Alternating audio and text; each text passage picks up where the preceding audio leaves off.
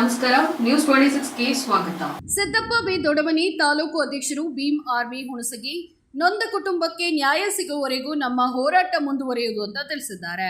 ಕಾನೂನಿನ ಪ್ರಕಾರ ಕೋರ್ಟ್ನಲ್ಲಿ ಕೇಸ್ ಹಾಕಿದ್ರು, ಅದಲ್ಲದೆ ಕೋರ್ಟ್ನಲ್ಲಿ ಕೇಸ್ ನಡೀತಾ ಇದ್ರು ಕೂಡ ಮೌನೇಶ್ ಹಿರೇಮಠ ಅವರ ಮಗನಾದ ವಿಜೇತ್ ಮೋಹನ್ ಹಿರೇಮಠ ಹೆಸರಿನಲ್ಲಿ ಪಹಣಿ ವರ್ಗಾವಣೆ ಆಗಿದೆ.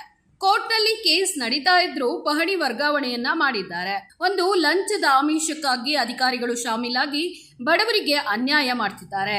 ಈ ಅಧಿಕಾರಿಗಳು ನ್ಯಾಯಾಲಯಕ್ಕೂ ಮರ್ಯಾದೆ ಕೊಡದೆ ಯಾವುದೇ ಕಾನೂನಿಗೂ ಅಂಜದೆ ವರ್ಗಾವಣೆ ಮಾಡಿರೋದು ತುಂಬಾ ಅಮಾನವೀಯ. ಭ್ರಷ್ಟ ಅಧಿಕಾರಿಗಳನ್ನ ಅಮಾನತು ಮಾಡಬೇಕು. ಅದೇ ರೀತಿ ನೊಂದ ಕುಟುಂಬಕ್ಕೆ ನ್ಯಾಯ ಸಿಗಬೇಕು.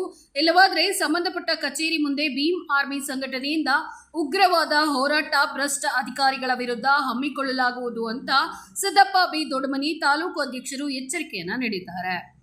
ವರದಿ ಸೋಮಶೇಖರ್ ಮಾಕವಳ್ಳಿ, ನ್ಯೂಸ್ 26 ಕನ್ನಡ, ಕೃಷ್ಣರಾಜಪೇಟೆ.